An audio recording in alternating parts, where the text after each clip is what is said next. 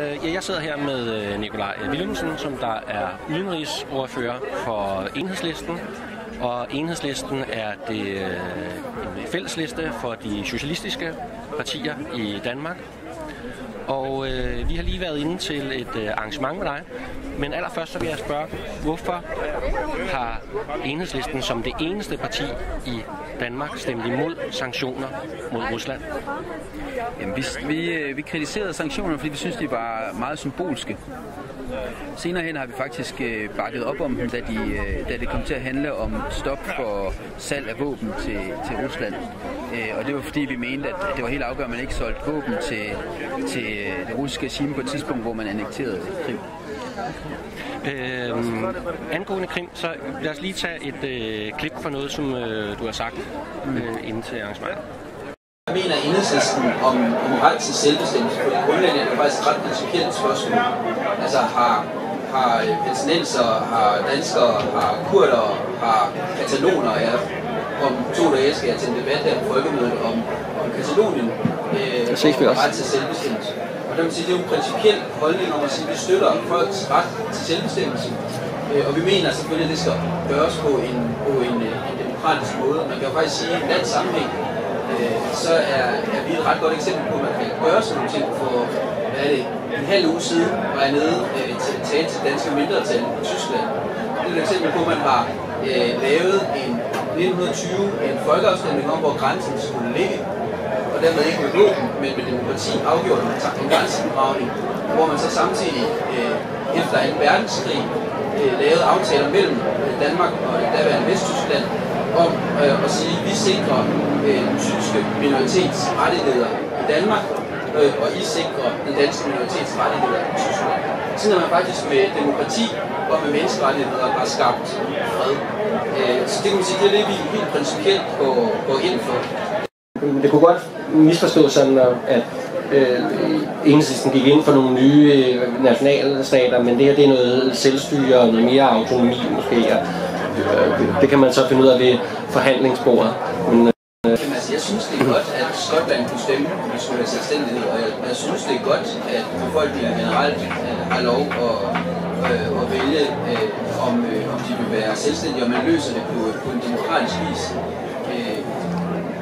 Det lykkedes faktisk for Enhedslisten og som få et flertal i Folketinget til at vedtage, at vi opfordrer den spanske regering til på demokratisk og gennem forhandlinger og få en løsning på det katalonske spørgsmål. Det var jo det første europæiske parlament, der tog stilling til. Men det er jo ikke sådan, bare fordi du har men det er jo ikke os, der skal bestemme, hvordan det skal være. Pointen er jo præcis, at det skal være demokratisk løst. Du taler om demokrati og folk, der har ret til at selv at bestemme, at de skal have noget indflydelse. Var det ikke det, de gjorde på Krim? De havde en folkeafstemning. Altså, jeg går meget ind for folkenes ret til selvbestemmelse, og jeg mener, at man bør have en folkeafstemning på Krim, men jeg mener ikke, at den folkeafstemning, der blev afholdt, foregik under ordentlige vilkår. Jeg sidder i Europarådets parlamentariske forsamling, og der overvåger vi jo laver valgobservationer en lang række steder. Vi var ikke inviteret, der var ikke internationale observatører til stede, så jeg vil klart opfordre til, at man får en situation, hvor man afholder frie og fair valg på Krim, og så ser på, hvad resultatet er der. Ligesom jeg vil anbefale, at man gør det i Katalonien eller andre steder, hvor der er et ønske blandt dele, eller måske ligefrem et flertal af befolkningen for at få selvstyre eller ændre grænsen. Ja. Der er også spørgsmålet om Østukraine. Der kan man sige, der har situationen selvfølgelig været en helt anden. Vil du også støtte en folkeafstemning der? Altså, jeg synes det tragiske, der er med Ukraine, det er, at det ikke er den ukrainske befolkning selv, der bestemmer dens egen fremtid. Altså, vi har en situation, hvor EU, NATO presser fra den ene side, Rusland presser fra den anden side. Og jeg synes, det var så tragisk at se, at man havde den her situation, hvor for at kunne lave en handelsaftale med EU, så forudsatte man, at man ikke måtte lave en handelsaftale med Rusland. Og det satte jo Ukraine i en fuldstændig forfærdelig situation, som hver kunne have sagt sig selv ville splitte landet. Så jeg synes, det afgørende at arbejde for, det er demokratiske reformer i Ukraine, en decentralisering af landet. Der tror det er det helt afgørende for at kunne sikre fred og stabilitet. Om der skal være en folkeafstemning i den østlige del af landet som et led i det må man jo se på.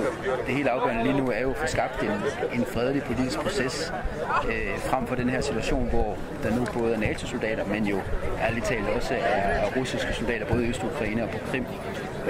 Det er ulykkeligt for Ukraine, det skaber krig og kaos og jager mennesker på flugt. Det er der, vi skal have en fredelig politisk løsning. Ja. Nu har du besøgt Kobane flere gange, og du har besøgt kurdiske områder i Tyrkiet, Syrien, i Irak. Kunne du tænke dig at besøge Øst-Ukraine og se situationen der og tale med befolkningen? Altså, jeg ved, at der er nogle parlamentarikere, der har gjort det. Der er blandt andet en af mine gode kollegaer fra Europas parlamentariske forsamling, som har gjort det. Jeg har ikke selv planer om at gøre det, så jeg skal være helt ærlig. Altså, jeg synes Rusland agerer uacceptabelt i Ukraine, og den tingene Krim er helt uacceptabelt. Og jeg vil være helt ærlig at sige, at jeg frygter, at hvis man tog dertil, så vil man blive spændt for en politisk vogn, som jeg ikke ønsker at blive. Det ændrer ikke på, at jeg mener, det er helt afgørende, at man presser på for en politisk løsning og en afmilitarisering af situationen. Og derfor skal der jo lægges pres både på den ukrainske regering, men jo også på den russiske regering. Et sidste spørgsmål. Der er jo indgået en fredsaftale eller fredsplan, som vi kender som Minsk 2. Og en del af den plan, det er, at Ukraine skal vedtage forfatningsændringer, der netop giver større decentralisering og særstatus til nogle regioner.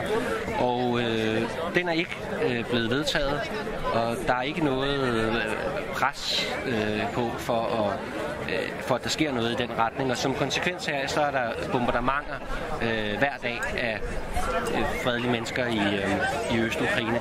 Er det noget, Enhedslisten vil tage op, hvorfor den danske regering ikke siger til den ukrainske regering og den ukrainske præsident, at den her lov skal vedtages? Jamen altså, fra Enhedslistens side har vi lagt pres både på den danske regering, men også aktivt arbejdet for gennem ikke mindst Europarådets parlamentariske forsamling, hvor jeg sidder, at der skal ske demokratiske reformer, der skal ske decentralisering i Ukraine. Ligesom vi selvfølgelig også arbejder for, at der bliver lagt pres på Rusland for at stoppe den militære involvering i den østlige del af landet og annekteringen af Krim. Men det er helt rigtigt. Det afgørende er at få lavet en demokratisk reform i Ukraine. Det var det både under Yanukovych, og det er det også under Poroshenko. Det har vi faktisk kontinuerligt presset på for, lige meget hvem der har været præsident eller regering i Ukraine. Jeg siger tak. Selv tak.